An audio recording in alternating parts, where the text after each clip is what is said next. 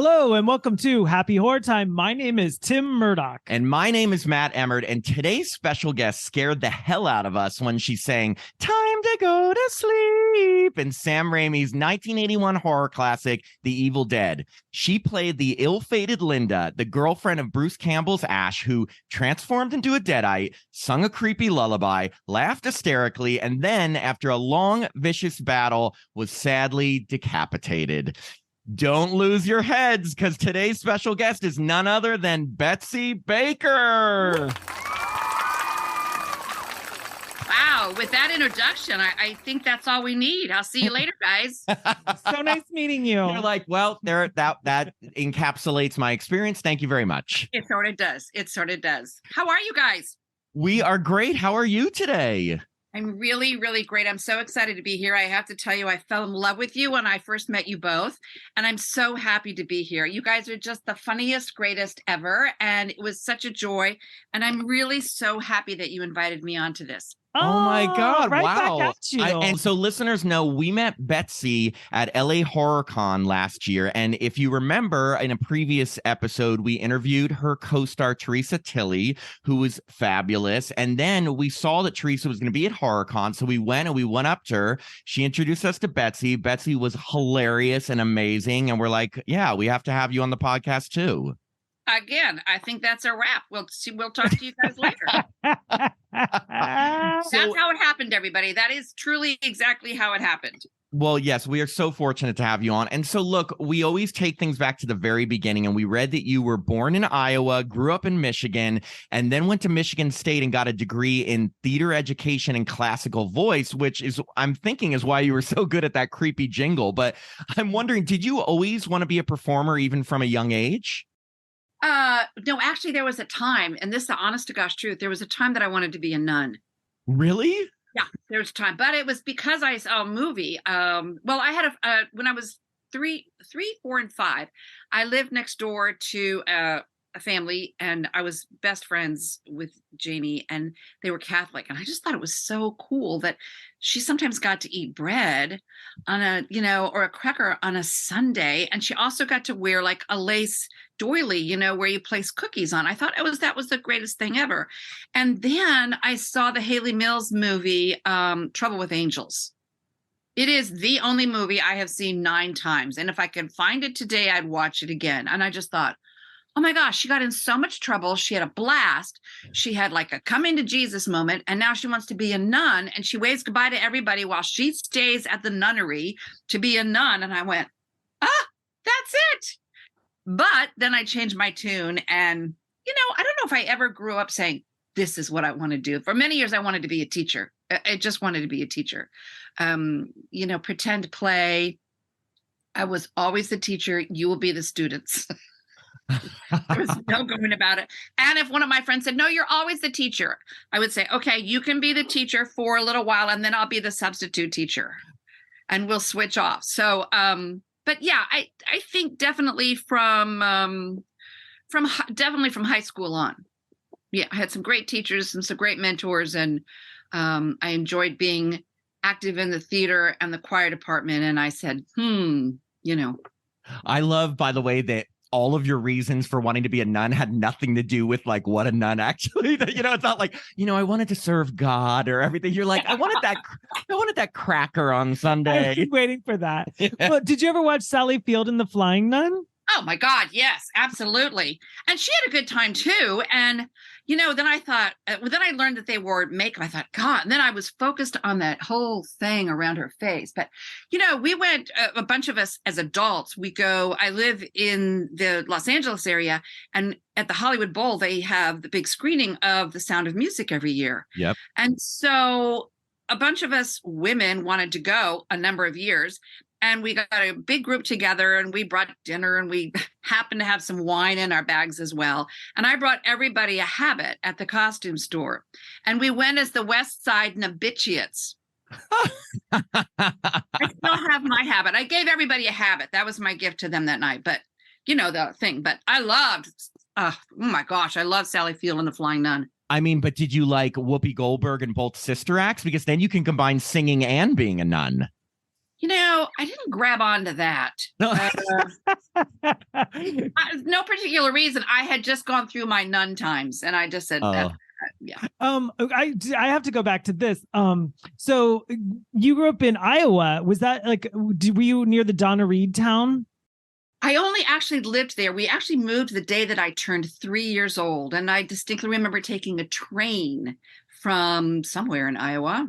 Clearly, I don't remember, to Southwest Michigan, where I then grew up. And that's what I actually call my hometown. So I grew up in Cedar Rapids. I know of which you speak. And my mother, bless her heart, she looked a lot like Donna Reed. Oh, yeah. And she dated at one time her older brother.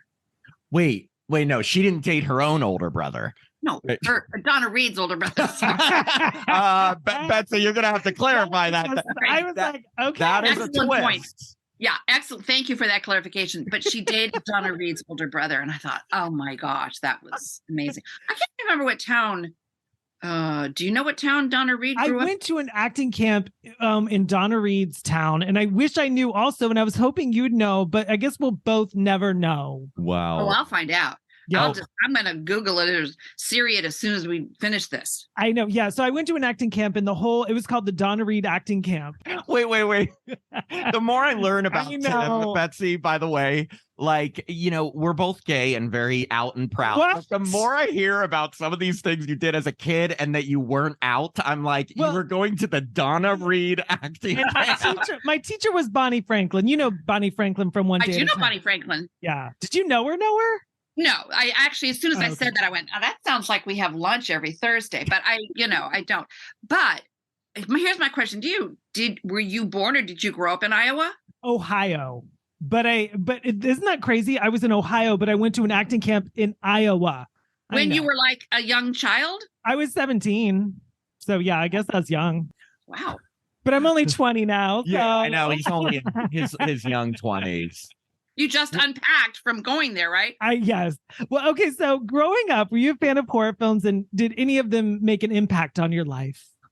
We're talking before Evil Dead. Like, had you watched? Had I watched horror films? I'll tell you, one of the only films I watched before Evil Dead was, and people ask this all the time. They say, what is one of your favorite horror times, or what was what was one of your scariest, earliest horror films? I don't know if it's called a horror film, but a psychological thriller, I guess, was Rosemary's Baby. Oh, yes. That's a good one. Great. And one. I was, I think, literally in high school, 15, 16, 17, and I went with a friend. I don't even know who I went with. I went with a couple of friends, and it's a classic. I mean, it starts out so we're having a baby, we live in New York, and then it just gets really crazy.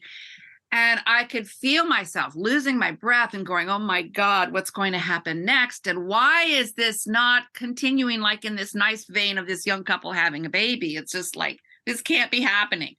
And it really affected me. It really affected me. It was a cult next door, right? Well, yeah, they were they worship Satan and impregnated her with Satan's baby. A usual day in the life of New Yorkers, right? Yeah, I think it was an old New York apartment, and they were neighbors, and I can't remember her name. Oh, you all remember? Yeah, she's got the cute little haircut. Mia Farrow was there, but the woman next door, she would always bring her over soup or Oscar winner. Ray Milland, and I can't remember her name. Someone's going to kill me, but then there was this door, this the old bookshelf that opens up or whatever. It was creepy. It is. No, it's a good pick, and it's that the final scenes of that movie is really scary. Just when she finally walks in on them as the cult and sees her baby. But yeah, no, that's a great one. Moving on to The Evil Dead, as we said, we had your co-star Teresa Tilley on the podcast last year, and we heard all sorts of crazy, chaotic stories about the making this film, but we wanted to get your take on everything. And starting with, of course, how did you first hear about the film, and what was the audition process like? Because we saw something, I think, on IMDb that said you were so suspicious at first that you'd only meet the filmmakers in a public restaurant. Yeah. Well, I had moved to Detroit. I had finished school. I went down to Florida to sing professionally, and I'd come back. I'd never lived in the Detroit area, and I was really intrigued by it. And I had college friends and a boyfriend that lived there. I thought, well, I'll try it. And so turned out to be in the mid to late 70s. I was with an agency and I had done a lot of auto shows, of, regional commercials, a couple of national commercials. And that was a time when the auto industry reigned and you did a lot of industrial films. And my agent called one day. She said, look, I have something kind of interesting. There's these 3 young gentlemen that came in and they want to know if you might be interested in meeting them. They're doing a film. They want to do a movie here in the Detroit area.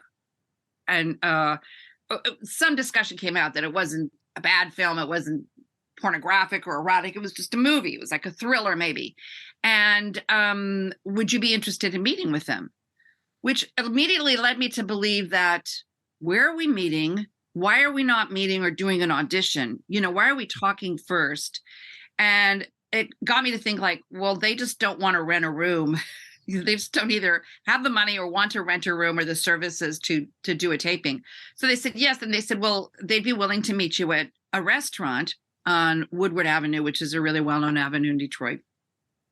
Literally like on a Thursday at 2:00 when the lunch crowd is over. And I went, oh, she goes, I don't know much about these gentlemen, but, if you're good to go, I'll tell them that you'll be there. And I went, okay. And then I thought, that's just kind of weird. 3 against 1. I could go into a trunk of a car, no problem. So I was dating a guy at the time. I said, okay, you take me, you stay outside. And if I don't come out after 4 or 5 o'clock, come and get me. I walked into this restaurant called Pasquale's Restaurant, which sadly I've heard that it's now closed. And it's the old red and white, and the brown glasses and the white plates and everything. And lunch crowd was out, and in the back corner were these 3 kids. They were kids, and they were literally, blowing straw papers at each other, just goofing off. And I looked around and it was the only 3 people that were there in a group. And I walked over and one of them said, you must be Betsy. And I said, I am. I don't know if they'd been meeting people all day, but I sat down and we had this conversation and they said, well, it's kind of a horror film, but it's got some comedy in it too. And it was really just a benign, pleasant talk. And they said, well, would you like to audition for it? Would you like to read for it? Yes. Well, I'm going to have some people over to my house. This is Sam talking, on Saturday. And it wasn't his house. It was his parents' house. He was living with his parents. And he said, just go to the back door, which, that back in the Midwest, the houses, there's a front door, and then you go around the driveway, and in the back, there's a back door with a little, you drop off your boots and you go down their basement. And there they were. And so I read a few scenes and they offered me the part right then and there. Wow.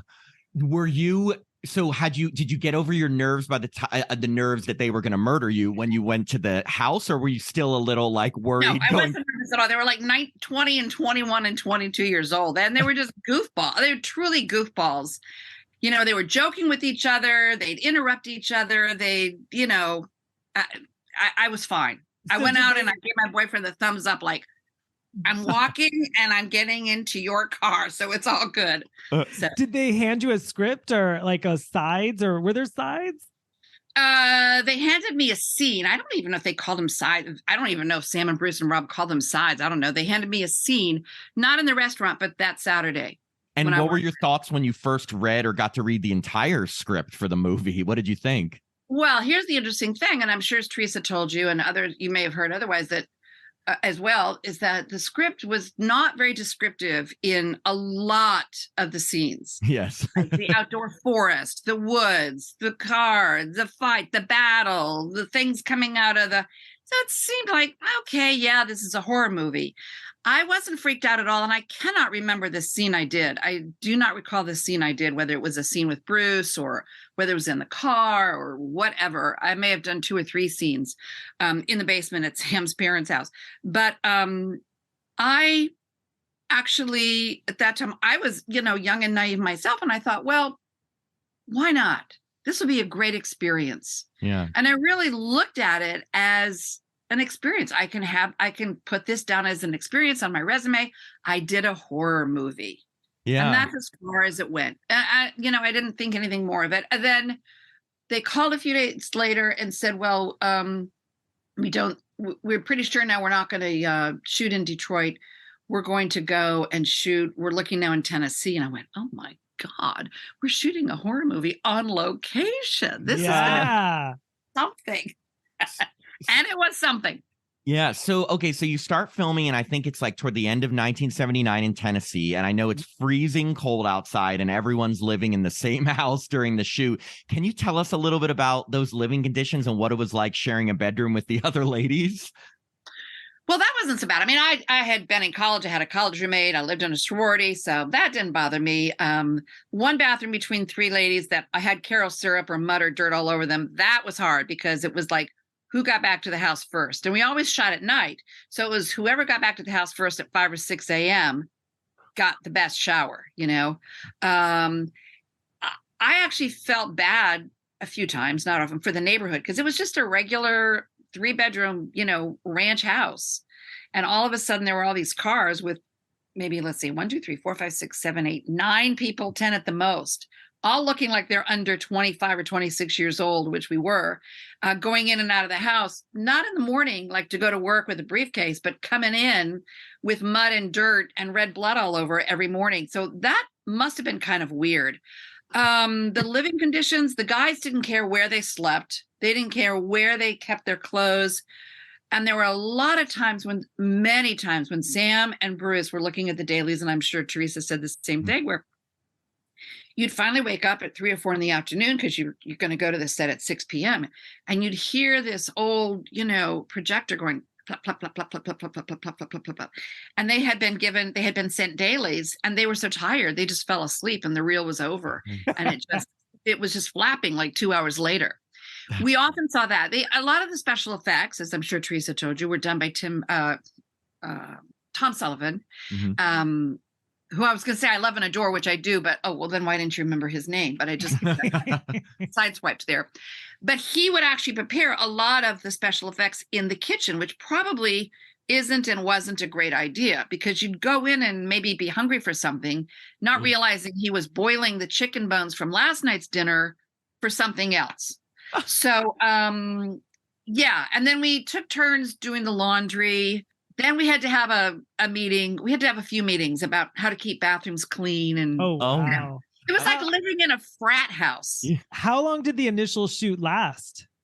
The initial shoot, I think, was supposed to last about 6 or 7 weeks. We went down toward the very end of October, because I think I met them at the very end of September or early mid-October, and we went down at the end of October. I left on the 23rd of December. But they were still shooting. You know, we had a lot of delays. Teresa stayed. And then I didn't go back to Tennessee, but then we shot a bunch of pickups in Marshall, Michigan. It went on forever. It was the movie that would not end. Wow. And those living, it really does sound like it's like you're like a college dorm experience of making a movie, you know? Yeah, it was. But at the same time, in all seriousness, there were times when you would see, how hard these young filmmakers were actually working. They were doing anything. They would be without sleep. Their clothes were dirty. You could hear them on the phone. Remember, we didn't have cell phones back then. So they were calling from a landline, or, you know, they were trying to reach their parents and saying, is there any way we can get more money? Or we can't even get the dailies till Friday because we just, you know, you're going to have to wire some money to us. Oh. I knew right at the very beginning that Sam and Bruce and Rob, they were determined. They were disciplined. They had their friends come down and help. And there was a lot of goofing around. But I'll tell you what, there was a focus, even at this young age. They were going to do this film. So there were times, however frustrated we were or tired or fatigued, we were in it to win it. We were going to finish this film. And you can tell, and I think that's why the movie stands the test of time. Yeah, sure. And you know, so going into the actual film, you know, before the 5 of you even get to the creepy cabin, there's a scene where your car gets stuck on the bridge and one of its wheels, you know, actually falls through. And do you remember how that scene was filmed? Like, were you really on a flimsy bridge? Because it looked dangerous. But I'm wondering, for a low budget film, I didn't know how much you could do with a bridge like that. I don't know how well I have all my facts, but I do know for a fact that they had spoken to the, I don't know, state of Tennessee filming thing, and that's why they got that bridge, because it was going to be destroyed within the next few days or the next couple of weeks, because it was clearly unsafe. And they said, well, and they said, I think nobody was really driving on it anymore. And so I, of course, wasn't in production meetings, but they said, well, can we rip it up and start to tear it up? Can we use this log? Can we get rid of these pieces of wood so we can put a camera there? But it was pretty creepy. It looked beautiful. It was, shot on a beautiful fall day, but it was towards its end. Definitely. Okay, so then no special effects needed for that. The bridge was already falling apart. Oh yeah, no, I think it was going to be destroyed literally within the next few months. Wow. And another fun fact that we found out, and again, sometimes we find things on the internet and they're not always true, if you can imagine. What? I know. So one thing we read is that there, in the scene when the five of you are first listening to the chanting tape, the script had called for all of you to be smoking pot. And then apparently you all actually were smoking pot, but things got a little too out of hand, so that scene had to be reshot. Is that true? Were you all getting high while filming that scene? So this is the actual honest truth from Betsy. So yes, that was real pot. Yes, we sat around and, did quite a few takes. A lot of people will not believe me that were there present, but I will tell you this for the honest truth. Betsy may have put it to her lips, but she did not inhale. I believe it. Oh, this sounds like what Bill Clinton said in the 92 election. Yes, but that is the truth, because this is where the nun part comes in. I was going to say, this is the nun training. Yeah. Where the nun training comes in. I thought, oh my God, what if I just really get jacked or something? And, it's just going to be an embarrassment. What if I ever get married and have children? I don't want them to see that, So I actually did a great job of acting, put it to my lips, but I never inhaled. And there will be 4 other people that said, that's not true, Betsy, that's not true. But it is absolutely true. I will go to my grave saying that. Who was the highest of the other 4? Tell us. Was it Bruce, Hal, Ellen, or Teresa? Who was the highest? Wow. You're asking me to dig deep, and I could say something that may or may not be true. I don't know. Let's take out Bruce, because I don't think he was far from me in terms of I got to keep it together. So let's leave out Rich. Rich/Hal, because the whole name thing. Yeah. Hal. Right. Let's leave out Hal. So I don't know. You guys just shake it up a little. One of the ladies. I knew it. I know Teresa. Teresa was smoking. Oh, Teresa. I love your character's outfit. You're so preppy. No, yeah. I love your hair. I love everyone in the film, but I like your preppy look the best. I know. Can you tell? Well, for preppy. listeners can't see Tim, but Tim, describe your outfit right now. I'm wearing a sweater tied around like this. I don't dress like this, but it was getting hot in this room. I would say he does. Actually, I can see you. Do you have product in your hair as well? I do. I do have a little product. See? Yeah. Oh, look how it goes back. Like you just got off like a boat or something. I love it. Yeah, actually, a yacht. It was done on obviously it was done on purpose. Well, first of all, cowl neck sweaters were very hot back then. I think they're still hot. Me too. And we had corduroy pants, because corduroy jeans, which were like thin whale corduroy jeans. And then we had the Michigan State sweatshirt, which was definitely an homage to Bruce and Sam. And they wanted it in there. And I said, yeah, sure, because I had gone there as well. I graduated. Oh, they didn't? Did they not graduate from Michigan State? They didn't. So then that's what we wore. Yeah. That's awesome. So, getting to some specific players, obviously we just mentioned Bruce Campbell, and, Bruce has played the iconic role of Ash Williams in 3 Evil Dead films. I'm not counting that little cameo in the remake, and 3 seasons of the TV series Ash versus the Evil Dead. So what was Bruce like to work with back then? Any fun stories from the film, especially because you played his girlfriend? Yeah, listen, Bruce is phenomenal. I think he, in all seriousness, and he's heard me say before, he's incredibly funny. When you're sitting around with friends and you're just, we were having dinner, having drink. He's incredibly, incredibly funny. And he was funny back then. And there was this young innocence about him, and maybe me, I don't know, all of us. We were all in our early 20s. So Bruce, of course, knew Sam and Rob, but he didn't know Teresa. They knew Ellen, but they didn't know me. So it was always this, I don't know, it wasn't a flirtatious thing. It was like this little dance that we did because we didn't know each other. And then we were thrust into living with each other 24/7 and working. And that's a lot, in a very short time. And he was lovely to work with. His mind was always going because he was not also a producer, but part of this trio of Sam, Bruce, and Rob, but he was also the lead actor. And I love Bruce. I care for him very, very much. And I would work with him. If I got a call during this interview and they said, you've just got to come right now, I would say, guys, this has been great, but I'm going to go. Oh my God. No. Okay, take it back. I take it back, Matt and Tim. I take it back. I would finish this interview.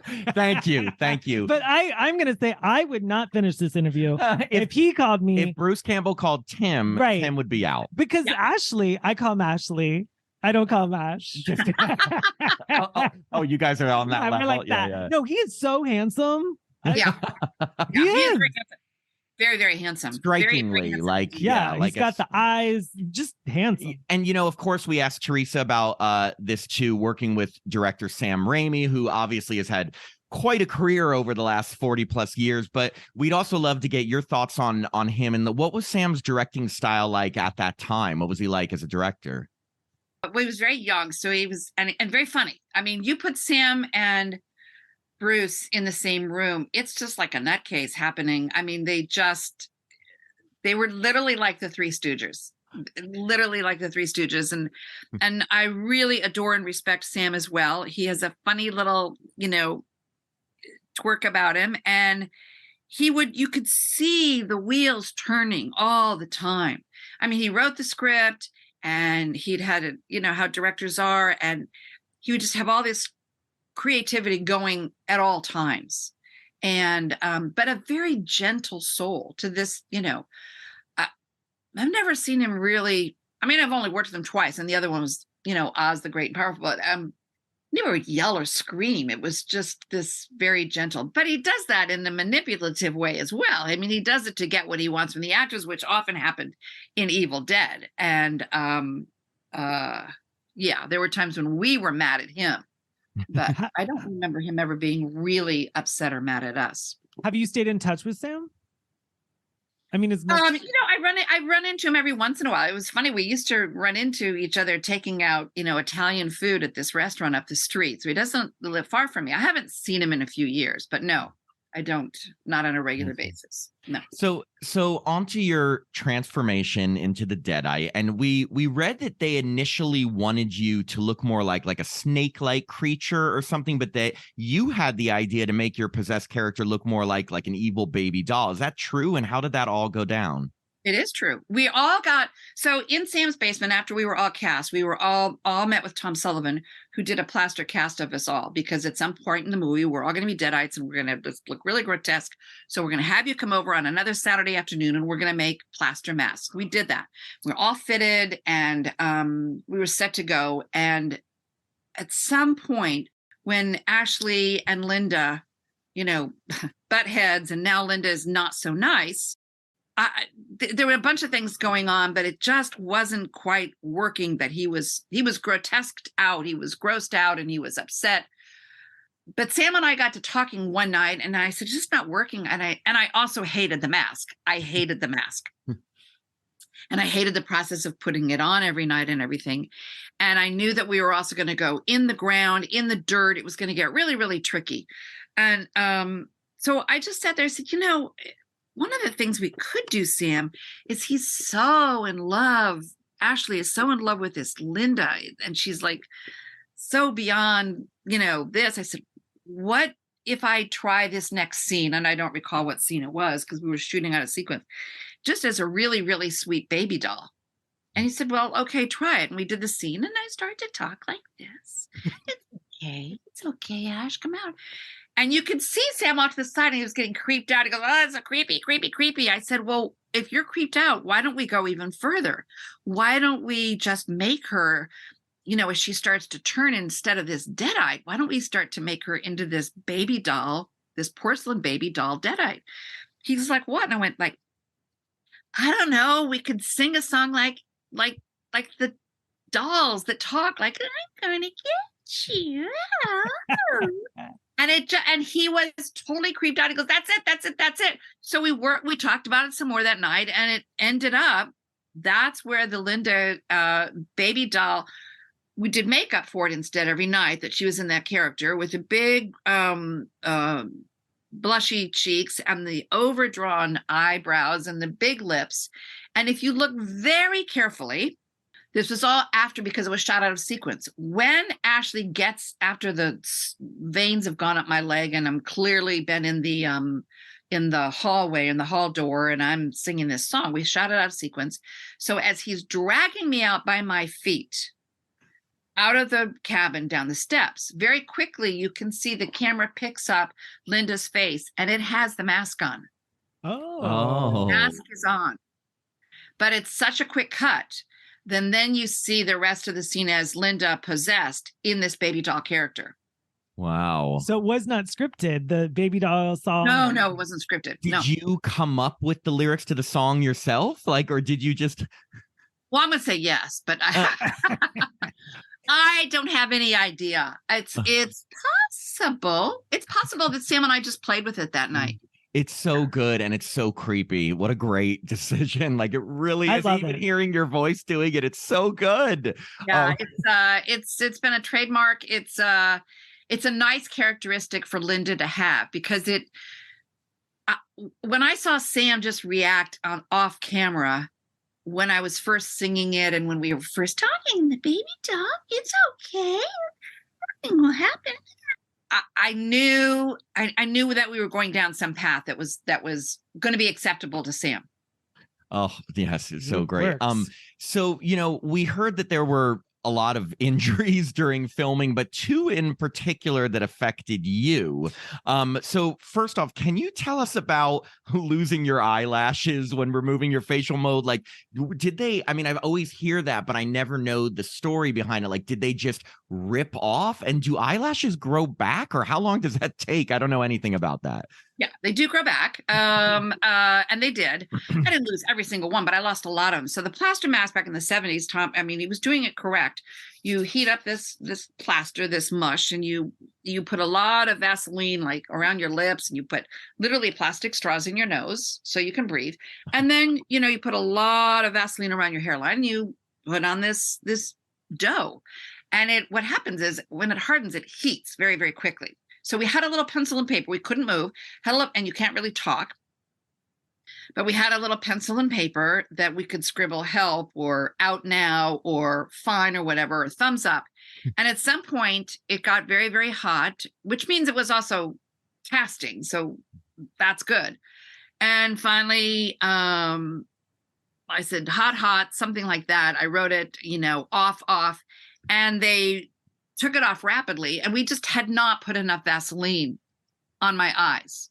So with that, and that was the part that they couldn't get it off, and I just said, just take it off. And with that came, in the plaster, a bunch of eyelashes, but they grew back. But that was painful. And secondly, when you were being dragged and then down the steps into the leaves, did you have any padding, or how did they do that? Or did you get an injury? We had no padding. We did 2 takes. We had no padding for the first take.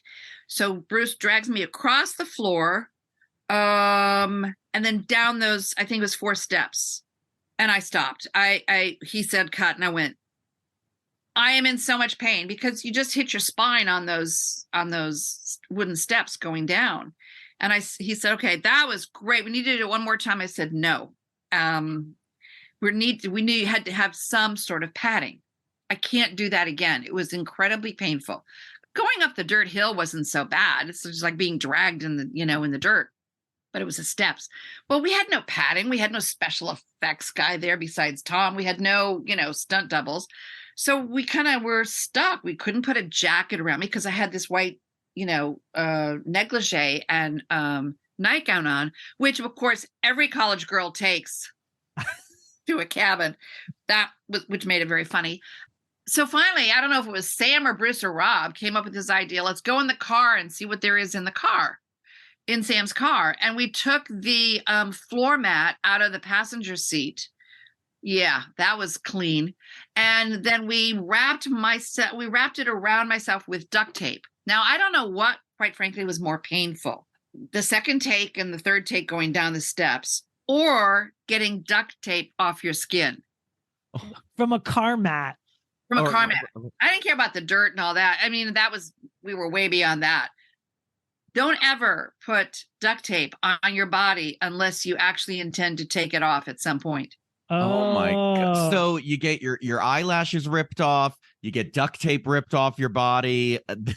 You know what? It's art.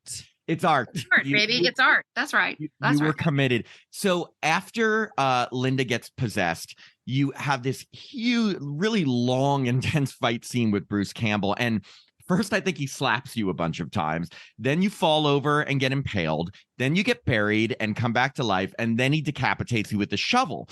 So my question for you is, was all of that done by you? Because there's a part after Linda comes back to life where it almost looks like it's someone else wearing a wig. And I was wondering, was that like a reshoot or what was going on there?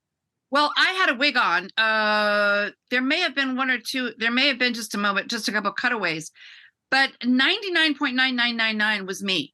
I mean, I did all the inside scenes. Yeah, there were no stunts. There was no female stunt ever. There were a couple, as Sam calls them, shemps that came in. I think it was actually Rob's sister. And my sister actually came to Marshall, Michigan in the spring and helped out during a night of shooting. But it was all of us. And there is one part where they went and got this really, really bad wig. It's curly everywhere. It was so bad. And they said, it doesn't matter. We're just gonna use it for a couple seconds. But that's where the schlockiness of the movie. That's one scene, where she comes out of the ground. First of all, you don't look like that. Hi, I'm possessed, but I have now curly hair coming out of the grave. But that was me. Bad wigs in 80s movies are one of my favorite. Bad wigs. Bad wigs right now are like, ooh, that's just not working for you. Wait, did you also do decapitated head version of Linda? Was that you doing that too? Oh yeah, they knocked me on the side they went to Sears, the local Sears store, and got these wooden beams that your dad used to put up on the ceiling to make it look like, oh, we live in a chalet. And they said, that's not going to hurt, Betsy. It's not going to hurt. And I said, well, they look like real wood. He goes, that's what we want. Well, it does hurt. They're not made of styrofoam. It does hurt. Now, at that moment, they took a fake head with that bad wig on and, skipped it down the hill. But, oh no, I was hitting the head with those. That ticked me off. I yelled at Sam for that. Oh, you no. told me that this was not going to hurt. You told me that this was just styrofoam. I'm sorry, I'm not laughing at your pain. I'm laughing at the fake head with the bad wig rolling down. And was the stuff you had to spit out of your mouth, was that milk or blood? Or it was milk that one night because we were just short. We had just run out of just crap to spit out. I mean, we were spitting out like oatmeal or, they didn't have like the Nickelodeon slime then. We were just not coming up with great ideas. And of course, there's a lot of improv too. It's we would say, who has coffee here? Who has anything to drink or eat here that we could, because we had no craft service. It was just, you brought a Reese's peanut butter cup or a Hershey candy bar, for the night, or a peanut butter and jelly sandwich. And if there was anything on the set that needed to be spit out, they'd say, drink this, eat this. And yeah. And so we had milk for some reason. I don't know why we had a carton of milk. It might have been just to make like oatmeal in the middle of the night, but that was milk. That was gross. That was stupid. But it works. It all works. It is gross as fuck, but it works. So another scene that we asked Teresa about and we wanted to get your opinion on, which everyone talks about. So you've gotten this question a million times, but just because we have to cover this, Cheryl's attack in the woods. What we want to know from you is, were you just as shocked as the other ladies when you saw it for the first time? AKA, did you have any idea that the branches would actually be sexually assaulting Cheryl when you were filming? No, but I also don't remember being there or that close that particular night. That was the night that I think Sam and Bruce and Rob had said, and because Sam and Bruce were friends of Ellen, said, we're going to be out in the woods and we'll just do this. And, because a lot of times the three of us girls would accompany each other, even if we weren't shooting, just to kind of protect and watch out for each other, be there as a helping hand. Mm-hmm. I was just as shocked. What they did was film it and then they reversed it clearly, in the editing. I do remember Ellen having a couple of rough nights and running through the woods and tripping and falling and do it again. Ellen, that was great. That was great, baby. Just do it again. And but I was pretty shocked as well. Oh, wow. It took a very erotic pivotal turn. Yeah. Yes, I remember the first time I ever saw Evil Dead, I was like a teenager. And I remember when I became an adult, that's the only scene I remember, not because I'm a weird perv, but just because it's so shocking, I guess, I was going to say unique, but I don't know if that would be the right word. And then she comes back to the cabin and then she's like, Ash, you got to take me. So she was trying to take your boyfriend. That was her brother. It was her brother. It was her brother. Never mind. But yeah. And it was like, it was this character that was always grumpy, bitchy, whiny, complainy, I don't want to be here. Why did you come then?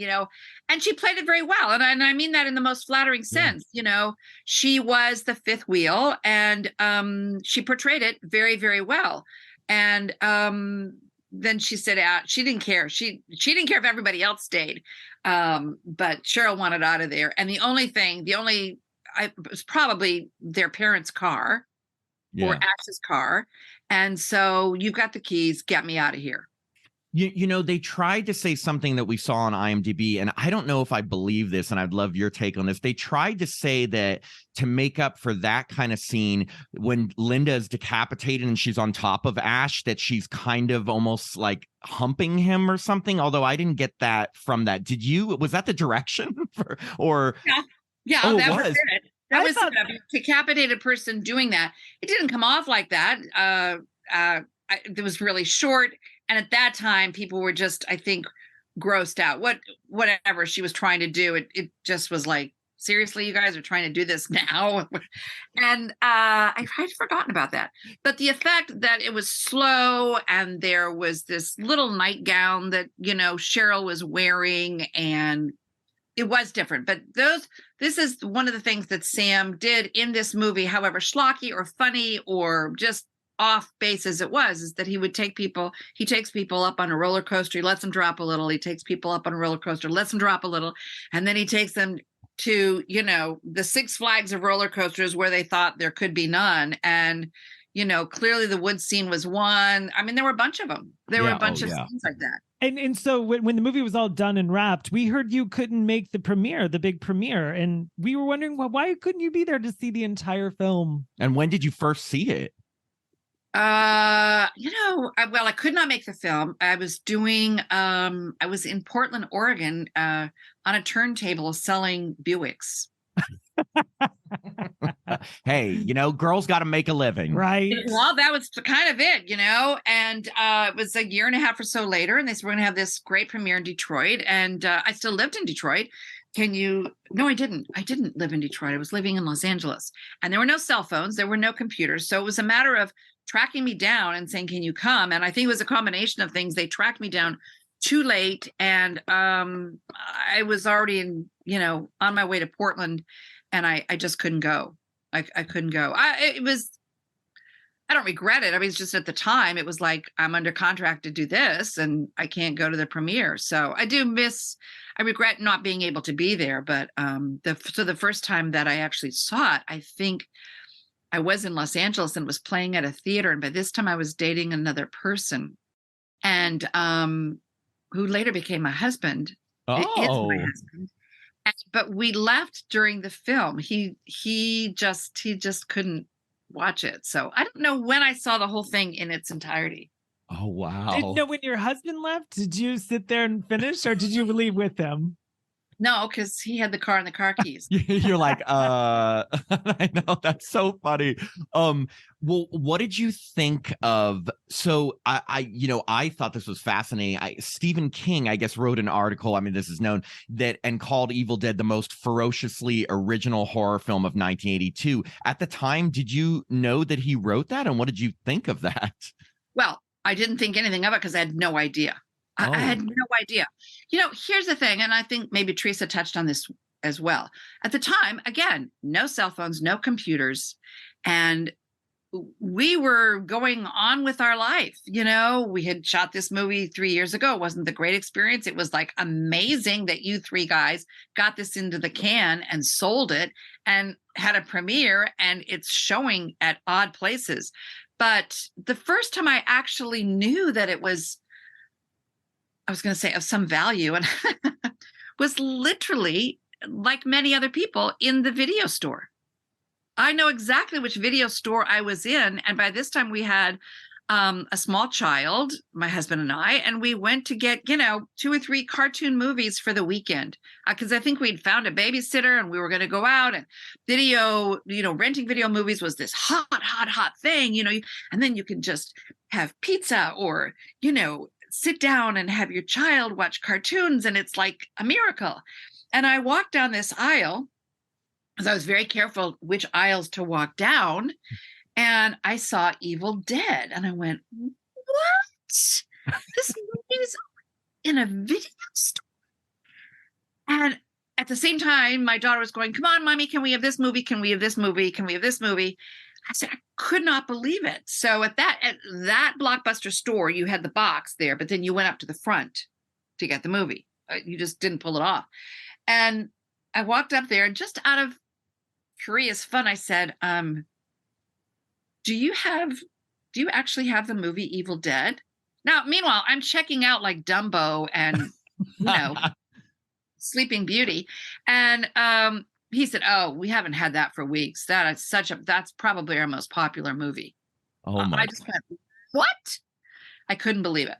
Wow. I believe it. I mean, just because I grew up in a time when you had to walk the videos up to, and like it was always crazy. Like the movie you wanted were never in. I always remember seeing Evil Dead in the video store too. I mean, that was one of the titles you always saw that stood out. I was going to ask you, so Evil Dead Part 2 came out in 1987. And, for viewers, it was a little weird because it kind of redid what happened in the first one, but just with Linda and Ash.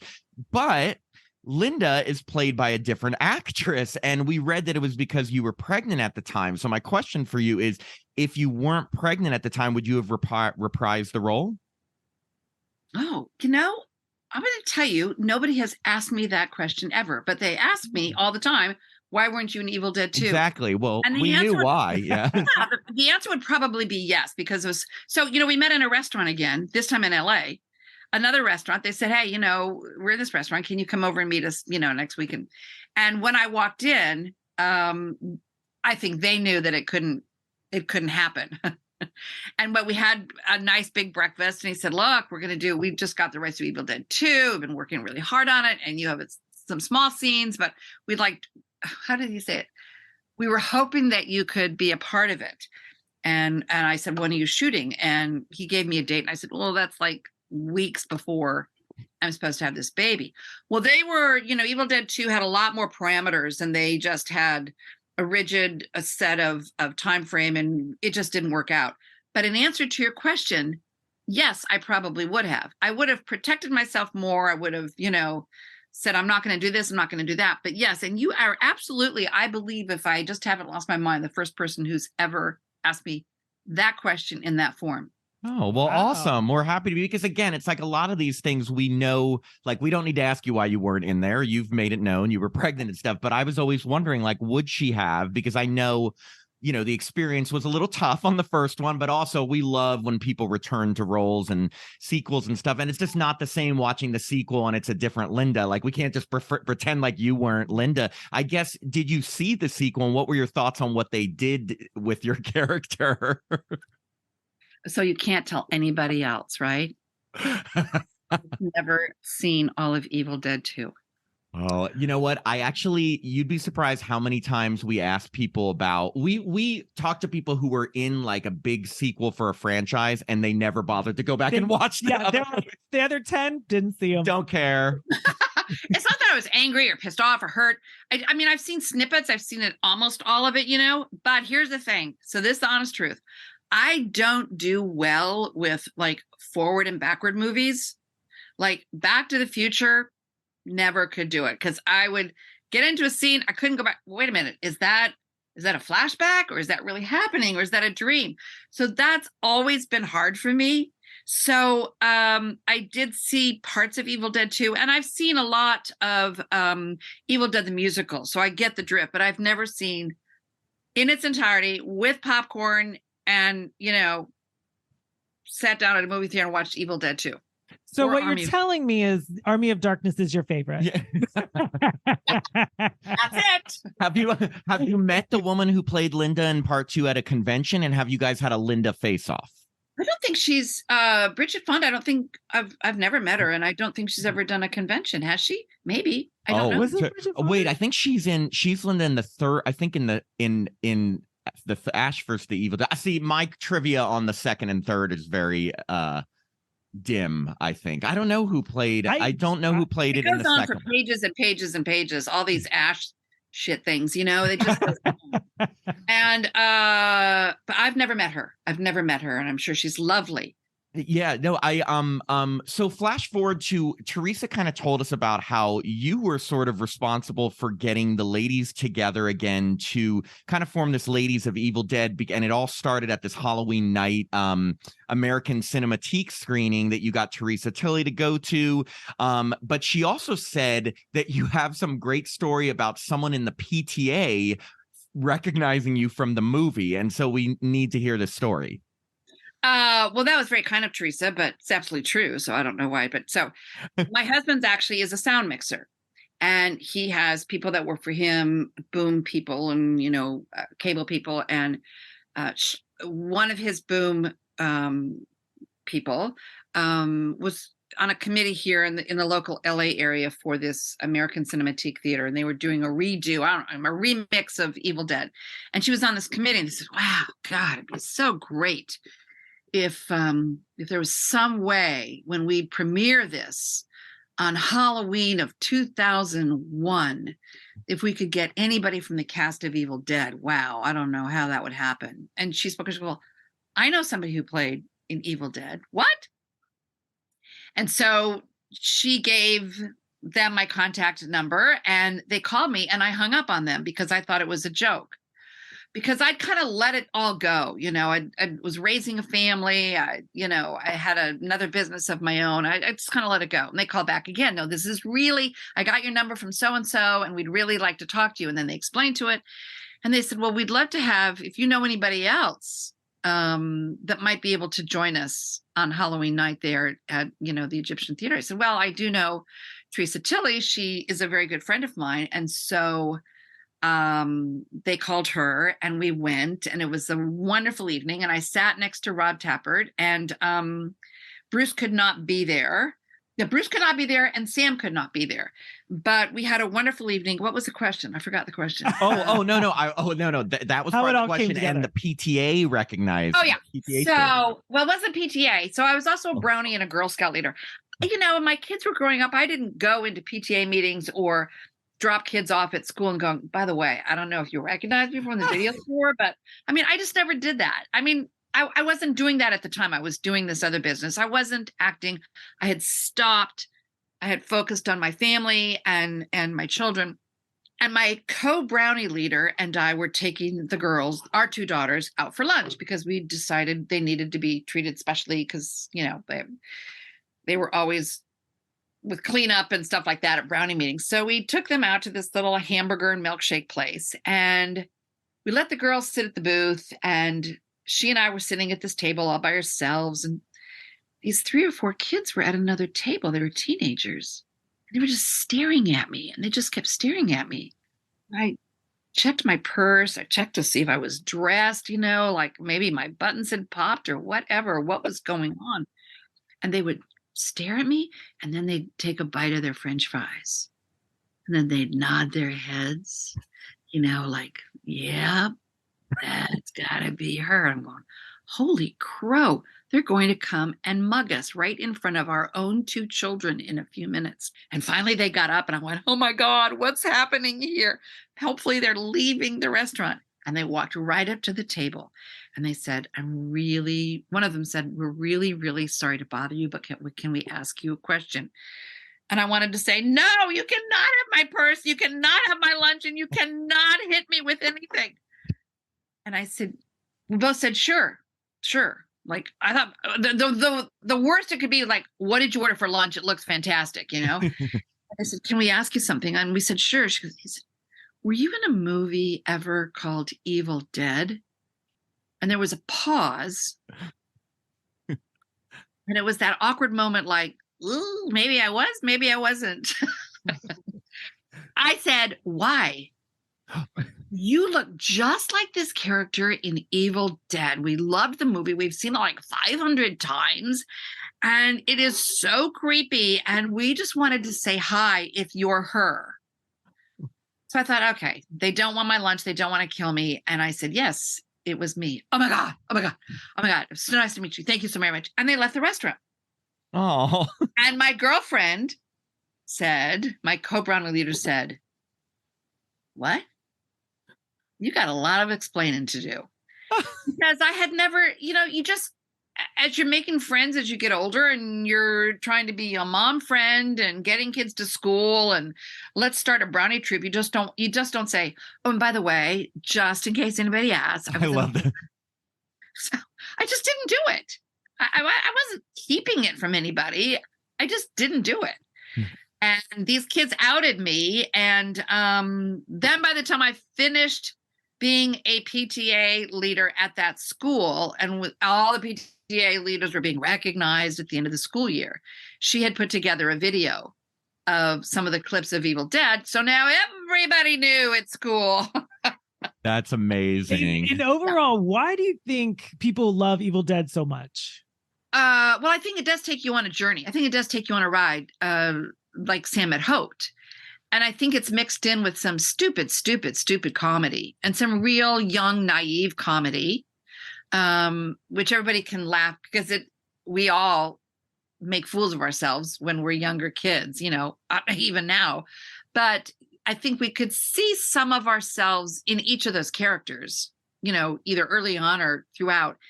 And I think people really just like the escape of horror. And then again, it's also a movie that was not a victim, but due to the fact of video stores. Mm-hmm. I've said this before at a lot of conventions. When you used to see Gone with the Wind, you would see it one time and then it would leave town on that Sunday. So if you didn't get there in that week that Gone with the Wind or Poseidon Adventure was being shown, you missed it. Did you see Poseidon Adventure? Oh, no, I couldn't get off work. I couldn't see it. Obviously, for every video, before you could see them on TV and you went to a video store, you could rent this puppy over and over again for months, all through your college days, or just not return it and watch it all the time. And that made a huge difference in not only Evil Dead, but and not only just the horror genre, in every genre. Yeah, no, that makes sense. As we start to wrap up, I did want to ask you about one thing I saw on your resume, because as we're talking about reprising the role, I saw, and sometimes people add weird stuff to resumes, so I wanted to ask you about this, but I saw that there was a 2017 short film called Ash versus Evil Dead, Aunt Linda's Bake Off. Yeah. Did you do this short film, and can you please tell us about that? Yeah, I did do it, and I don't add things to my resume, by the way. No, not you. We've had people where other people apparently can add things to IMDb resumes that they don't approve. Like literally, we were talking to someone from Paranormal Activity, and he did no idea they were in some short sequel related, and we asked him about it. I think he was in new movies. Like, I've never heard of that. I don't know who added that. Wow. Yeah. Well, no, the reason I say it is because I had an agent one time said, oh, just add it. Just add it. Nobody will know. I'm going, I'm not adding it, because the first thing somebody's going to ask me, well, how was your time in, a German in Paris go? And I went, anyway, so I did it. So anyway, Mike Palio is a Detroiter, and he's a filmmaker, and he's a friend of Bruce and Sam and Rob's, but a real good friend of Bruce's. And he said, I'd really like to show them something while they're making Ash versus what was the show that was Ash versus Evil Dead, yeah.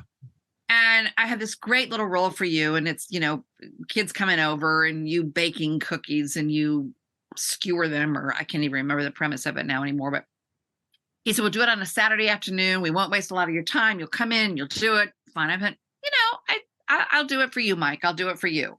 So I did it. And I think he went ahead, and I know he finished it, and he sent it to Bruce and Sam. I'm sure they loved it and was very proud of Mike, but I really did do that. Is there any way we can access this? I would love to see that short. Cool. I don't know. Have you tried YouTube? I guess I didn't. Yes, I did try YouTube but the problem is the second you put in Ash versus the Evil Dead, like everything related to the show comes up. I think I remember before this looking for it. I don't think we found it, but no worries. You don't have to What's it called? Linda's Bake Off? Aunt Linda's Bake Off. Anyway, if you ever happen to find it or find a link, we would love to watch it. You're the first people I'm going to click, baby. Honestly. Thank you. And before we ask you our final question, are there any projects you're working on right now that you can tell us about? Are you still acting? Anything that you would love to talk about? Would you do a horror film again? Would I do a horror film again? Yes, I would do a horror, gross needle in your eye thing, kind of, maybe not, but or your eye, or I don't know. That would that I don't like horror films, but whatever. Oh, take that back. I just did a Criminal Minds just earlier this year. I think it's been on NCIS and a Bosch Legacy. I'm actually working, and the reason we couldn't do this in earlier is that I was working on a film, and it was a weekend that they had to shoot because we were working in a school. It's tentatively called Missing, but I know they have to, that's just a AKA. I know it's going to be called something else, but I don't know what it's going to be called. And I'm working next week on a television show. That's wow, awesome. That's awesome. That's congrats. Yeah, we'll look out for Missing if that is the title that stays. I think it's Missing. It's yeah, it's Missing. Prep school girl goes missing, or cowl sweater goes missing. Yeah. Oh. I love it. You're speaking my you language. could actually, you had those cowl sweaters back then where you could actually literally pull them up over your head and walk around like, the invisible man, although you weren't invisible. I mean, the bigger the cowl, the cooler we were. It is so preppy. I love that look. Loves it. Yeah, I know. Love it. Well, so Betsy, we have one final question for you that we ask everyone. We ask Teresa, we ask everyone we interview, and it's going to put you on the spot a little, unlike our other question, which didn't put you on the spot. No. And you've actually told us a few little things that would qualify for this, but I'm still going to ask you, what is one thing that you can tell us about your experience working on The Evil Dead that you've never told any other interviewer, any other convention panel, podcast, or publication, that you've never told anyone in another interview? Just one thing about your experience working on The Evil Dead. You kept the sweater. I wish. Stole it. I did keep the cowl sweater, but I didn't keep the Michigan State sweatshirt, and I couldn't keep the necklace. But that's not, and those were my clogs. I threw them away. And so what was it? Was there one night I did not wear underwear? No, I always wore underwear. Was there one night I didn't wear a bra? No, I always wore a bra. There was this, I didn't have a car. So, and we were like starving for food because we were getting peanut butter and jelly sandwiches or chicken, whatever. So I had this thing. This is like, what, Betsy? This is the thing. Whenever anybody went to the grocery store, I would say, please, please, please bring me back an entire box, which means I think there's 6 or 12 to a box of Hershey almond bars, because I just craved them. I craved them. I mean, that is so benign. It's nothing. That doesn't. It's okay. That's a good one. Here's the thing: we've gotten things all over the map on this question. We've got, it doesn't have to be like juicy Scandalous. gossip. I mean, we have had people tell us that they slept with someone behind the scenes, but we don't need to get that. I didn't. No, not sweater. No. There's one other. Okay, but I had this thing for Hershey bars with almonds in them. Oh my God. And my mouth is just watering. But we walked around this neighborhood too. And it was a lovely little neighborhood, but it had one of the houses had a few goats. So I know that on one day I was walking with one of the cast members or, crew. And that's when you had the Instamatic cameras, the 4 flashes. And I said, if I can get down on the ground and this goat comes over, will you take a picture of me? And I just found this picture. It is the stupidest, most posed picture. I'm sitting there I'm thinking like I'm Bridget Bardot or something. And this goat is eating a cracker out of my hand. And he or she said, should I shoot? I went, yes, get them all. Use the flash if you have to. And someday I'll come up with that picture. And it's like, who do you think you were sitting in the ground? And why would this picture mean anything? You're sitting on the ground feeding a goat. Just stupid. It's really stupid. I don't know why. Okay, I'm going to give you 2 quick pieces of homework, Betsy. If after this interview, if you find a link to that short film, The Bake Off, send it to us. And if it can send us that picture of you with the goat, we would absolutely love to see that and possibly post it for our listeners. Yeah, it's so bad. They're going to say, yeah, now we know what she's talking about. I love it. That is great. Well, if you feel comfortable sharing that picture, the goat modeling shot, we will. Yeah. That was bad. Now I'm so hungry for those candies. I know. Now I want a Hershey bar. Oh my God. And they bring back it would come in boxes, so you could get 12 in a box. And I would just covet them. It was really bad. Well, we just want to thank you so incredibly much for taking the time today. We have had a blast chatting with you. Really, you are amazing. So entertaining. So much fun. I loved all your stories. I love you boys. Are we going to do this again in a couple weeks? I mean, we can. We'll always have you on. Are you kidding? We would love to. Maybe we can get all the ladies together. Yes, we've absolutely had a ton of fun. Thank you so much. Seriously, we will definitely be in touch. We would love to stay in touch. And we've had such a blast talking with you. Oh, I've had a blast. The pleasure's been all mine. I've had all the fun. You guys did all the work. But you know what? It would be fun to have all of us that's when you hear some chickens cluck in the barnyard. Let me tell you something, buddy. I love it. That would be, we would love that. Seriously. Yes. Yeah. And even Richie, Hal, or however you want to call him. Because we love him too. And we see him every once in a while. Well, you saw him there. Yes, we met him we got his email address and we met him at the convention also. I mean, watching the movie, you girls were put through a lot, but then he kind of did too. Yeah, at the end, but I definitely see how it was a little different for the women. Right. The girls had it worse. Your river. From your river. It was the girls that did it through. Yeah. They did. Yes. That's true. Yes. Well, anyway, have a great afternoon and we will chat with you soon, okay? I love you guys. Take care. Okay. Bye, Betsy. Bye.